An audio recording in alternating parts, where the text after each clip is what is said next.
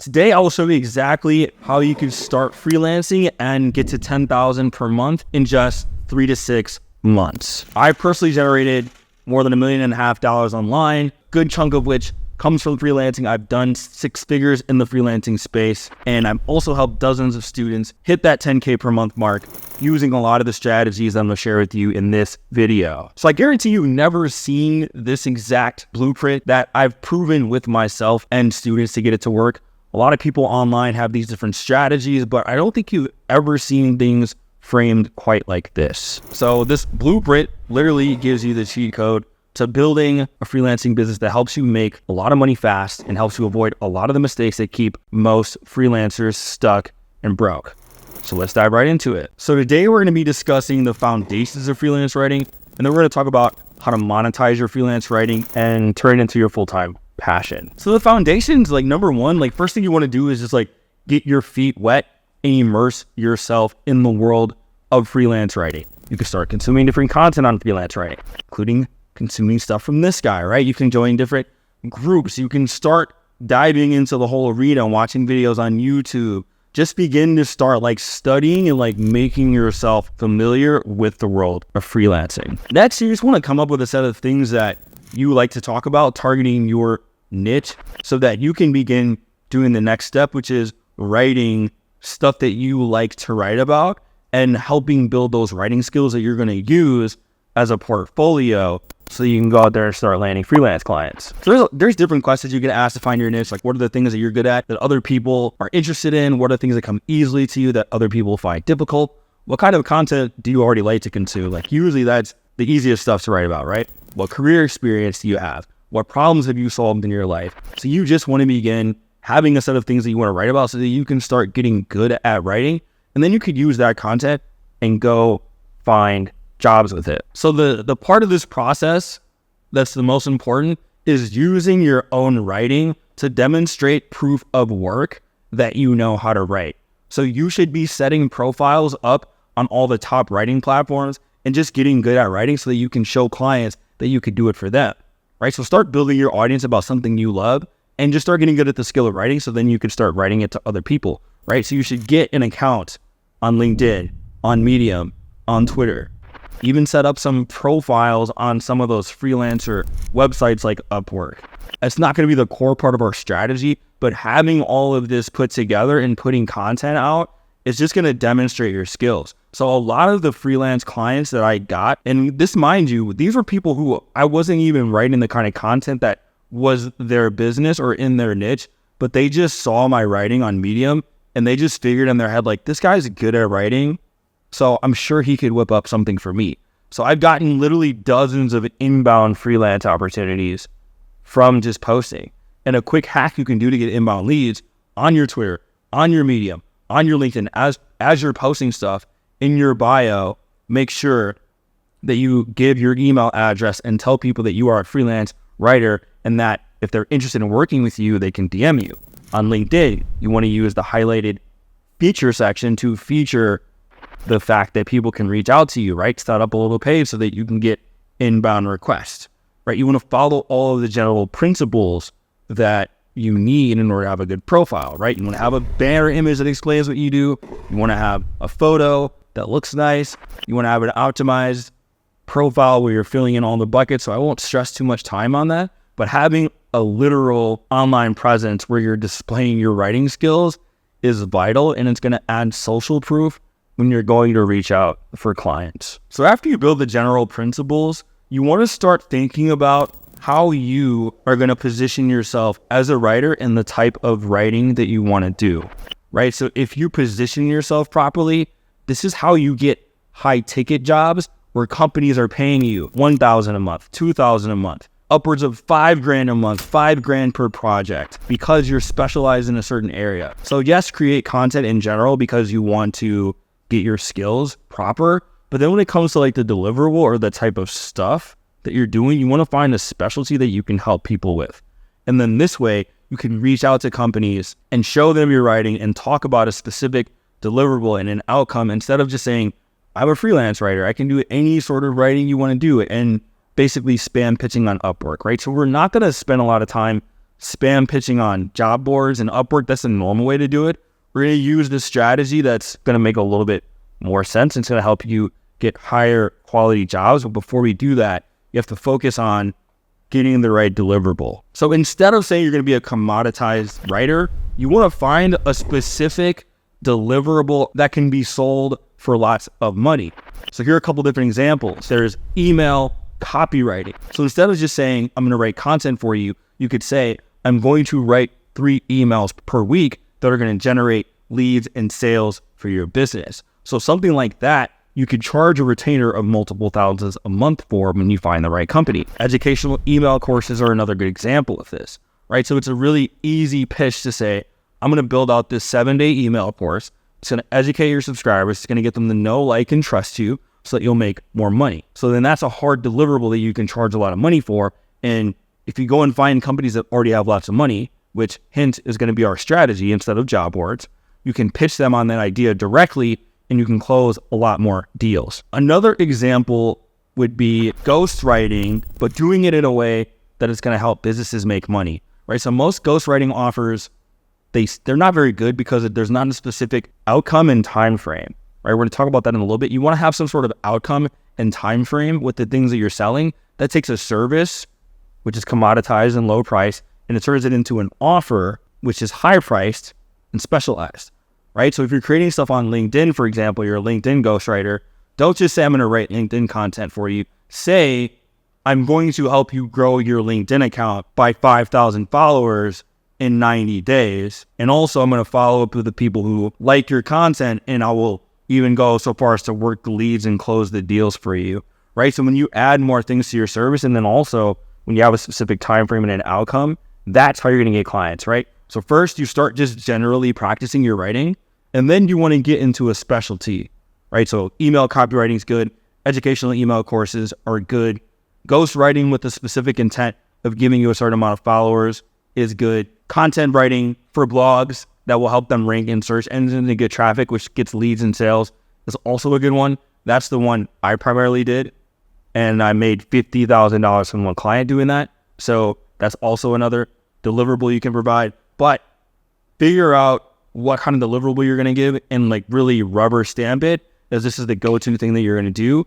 And then you're going to have an outcome that it's going to help the clients get, which is the next part that I want to talk about. So the typical way that most freelancers try to get clients is they go on Upwork and they're competing with 10,000 other writers from third world countries who are willing to work for nothing, or they go on job boards where, again, competition is super high.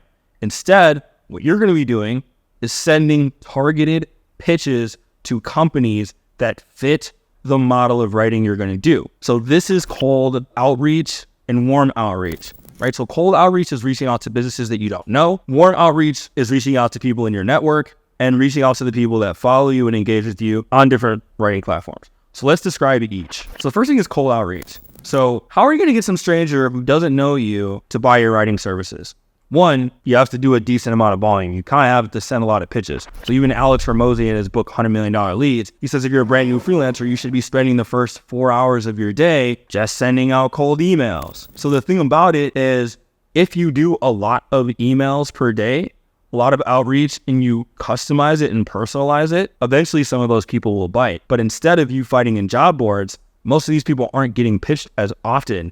And if your pitch is good, then you can land clients that'll pay you a lot of money. Here's how cold outreach works and how you can get people to say yes. So the way you get cold outreach to work is you identify a gap in the business and explain why your services are going to help them make more money, right? So if you notice, like a good example, you go to a website, maybe go to an e-commerce website, and you notice that they don't have an email list, they don't have any clear and obvious ways to join, and they don't have any way to retain traffic and like make extra money. Do a real scan deep dive of their site and say, I notice you don't have an email sign up form.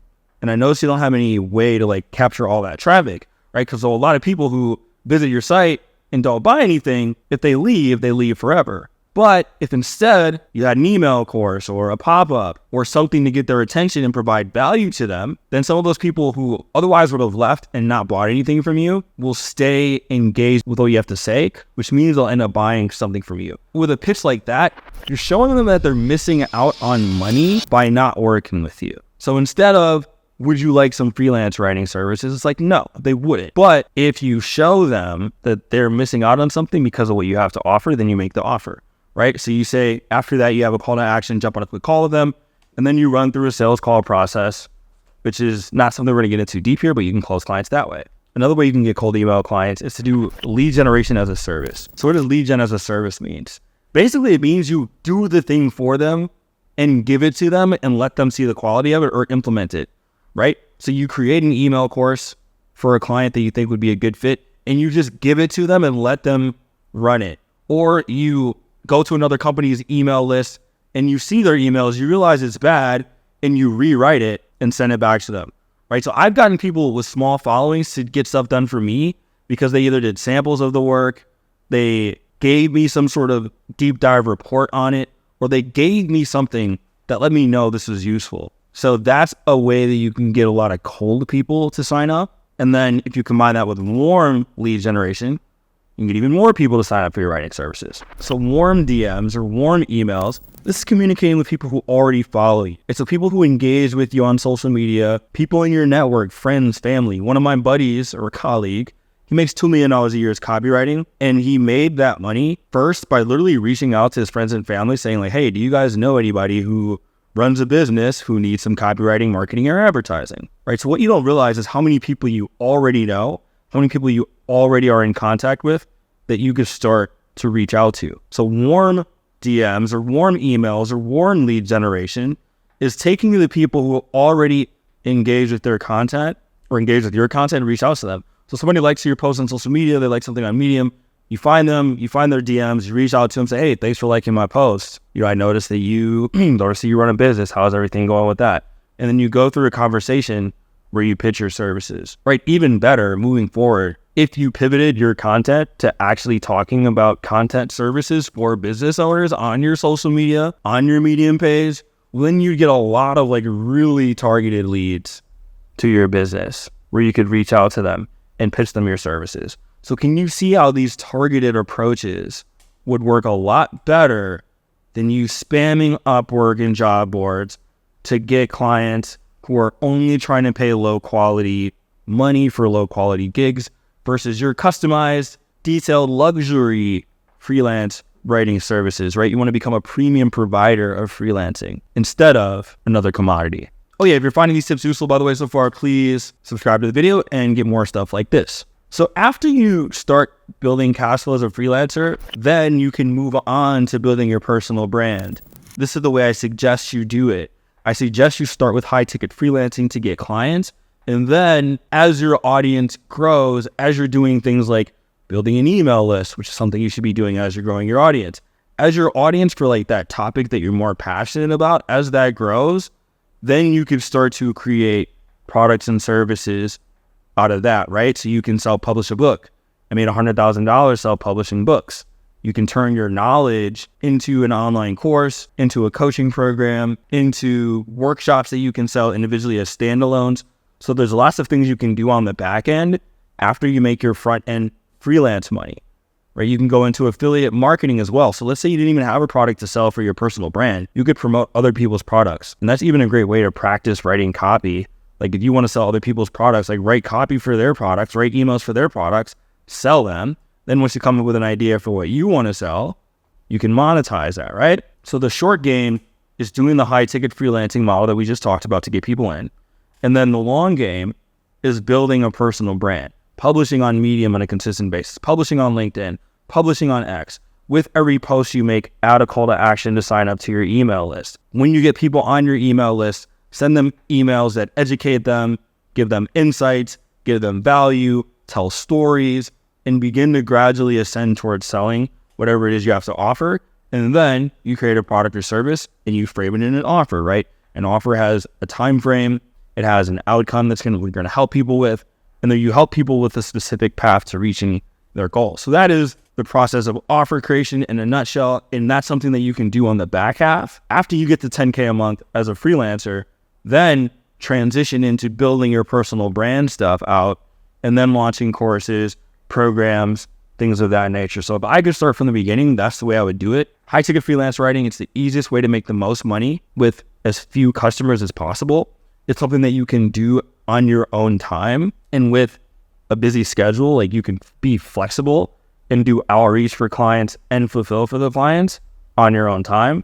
You can collect large chunks of money because businesses have more cash to pay you than consumers. They have big budgets. So if you use this pitching process we talked about, you can get clients. And then as you're building your personal brand alongside of that, and your audience reaches a tipping point, then you could start a program. You could start coaching. You could start consulting. You could write books. You could do affiliate marketing. So that is how you go from the cash flow to passion to being in the position like me where I make a full-time living doing what I love. Business is on pace to do $500,000 this year, all because I did some of those nitty-gritty things in the freelancing world in the beginning. So in summary, if you want to start freelance writing and make 10 grand a month in the next 3 to 6 months, here's everything you need to do. You need to get your feet wet in the industry. You need to have a clear niche that you're writing for. You need to actively write on blogs and social media so that you sharpen your skills. You want to reach out to clients individually through cold DMs and warm DMs so you can land them, and that's going to cash flow you to 10K per month. You want to make sure you have a specific deliverable like educational email courses or email copywriting or ghostwriting or content writing that fulfills a specific outcome for businesses that helps them get more views, gets more leads, get more money, make more sales. After your personal brand hits a tipping point, you can then introduce products, whether it's books, courses, coaching, affiliate products into your ecosystem. And as you're building an audience, growing your email list, you sell products to them. So that is the entire strategy in a nutshell. And this will help you hit 10K per month as fast as humanly possible. So somewhere on the screen, you're going to see one of my other videos popping up. If you enjoyed this video, please make sure to subscribe to the channel and enjoy this next video that will take you further on your journey to making money writing online.